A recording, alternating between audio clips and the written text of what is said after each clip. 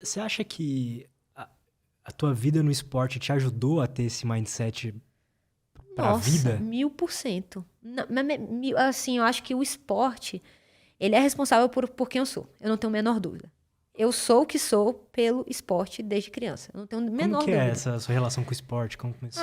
Meu pai, ele foi remador da seleção brasileira até. Ele remava no Flamengo, aí fez algumas provas de remo na seleção brasileira. Enfim. Então, meu pai, ele é do esporte. Então, na minha casa, desde que eu me lembro, que eu me entendo como gente, que eu me lembro, a minha primeira lembrança tem o esporte inserido. Quando eu era criancinha, assim, coisa de 3, 4, 5 anos de idade, eu já fazia. Meu pai me botava em todos os esportes da escola e tal. Então, fazia natação, fazia tudo. E ele sempre incentivou que a gente fosse pro esporte que a gente gostasse. Porque meu pai, ele fez faculdade de economia, meu pai é carioca, ele fez faculdade de economia, mas ele estudou no Rio Branco, ele estudou para fazer o Rio Branco, ele queria ser diplomata, não sei o quê, enfim. Então ele tinha uma rotina que o esporte estava inserido na rotina para potencializar o estudo dele.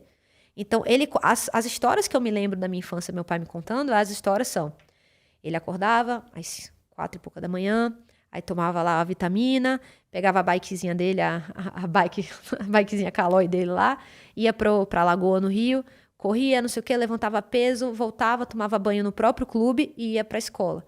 Aí depois de tarde ele tinha aula de francês, aula de não sei o quê, porque ele tinha o reforço, porque ele ia fazer o Rio Branco. E ele conta essa foi a história da vida dele. Depois ele desistiu de fazer, ele quis fazer economia, quis ir para outro rumo de vida. Mas ele foi super bem sucedido em tudo que ele fez por causa daquela rotina. Então, desde criança, ele falava isso com brilho nos olhos. E quando eu era criança, eu ouvia. Então, você admira sua mãe e seu pai, né? E minha mãe, ela super incentivava. Minha mãe sempre gostou de esporte também. Então, eu gostava de academia e tal, mas assim, incentivava, achava legal.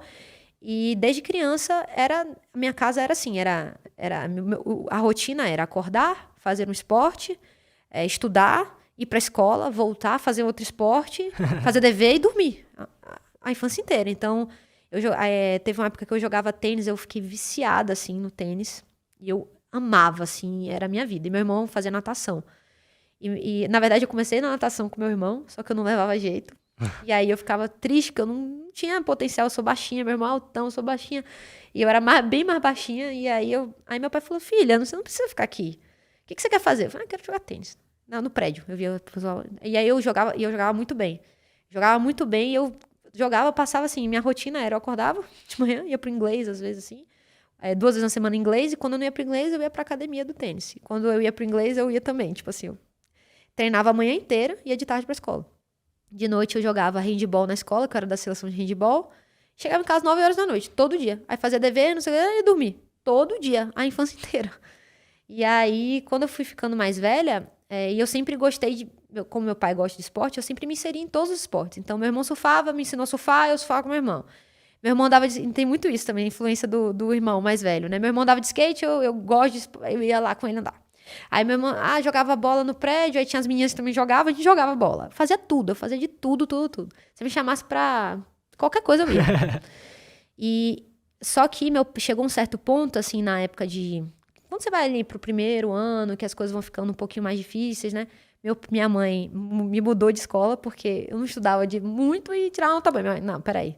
Vamos apertar o sarrafo. Aí eu fui pra escola um pouquinho mais difícil, lá em Salvador.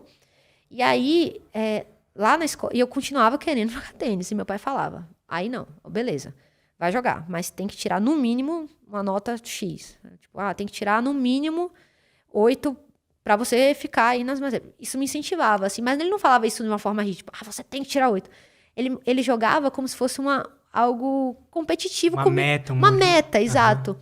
E aí nisso, eu comecei, e eu gosto muito de ler, e aí meu pai me deu, eu comecei a ler livros sobre ciência do aprendizado na escola. E aí eu comecei a ler muito sobre ciência do aprendizado, neurociência da pedagogia, e eu comecei a entender sobre flashcard, mapa mental, estudo ativo, a diferença, e eu comecei a aplicar isso na minha prática, porque é uma espécie de meta, de competição, que é muito que eu vivia no esporte. Então, era autocobrança, não é cobrança com ninguém, não tá nem pra ninguém. E eu comecei a consumir isso, e isso me fazia reduzir o meu tempo de estudo e sobrar tempo para fazer o que eu gostava. Então, todo mundo falava, nossa senhora, essa menina é um gênio. Não, eu falava, gênio? Tá maluco? Não estuda nada. Eu estudo, mas eu estudo diferente. Por que esse negócio, esses cartões, na época não tinha celular, né? Aplicativo, eu tinha aqueles cartões, aquelas fichas. Aham. Eu só estudava assim, desde o primeiro ano. Aí tinha lá meus flashcards, que eram umas fichonas assim. E eu fazia e tal, aí fazia estudo ativo, calculava ali, 7 dias a revisão espaçada, não sei o quê. Aí eu fui pro intercâmbio, fui morar no Canadá 6 meses, né? No segundo ano de escola. E lá, eu tinha uma matéria lá que ensinava estudo ativo.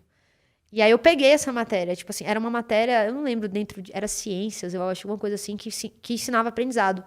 Aí eu virei Jedi em estudo ativo, assim. Aprendi muito, muito, muito e comecei a aplicar. Então eu comecei a ver, poxa, fazer questão é melhor do que... Pô, legal, então vou começar a fazer mais questão.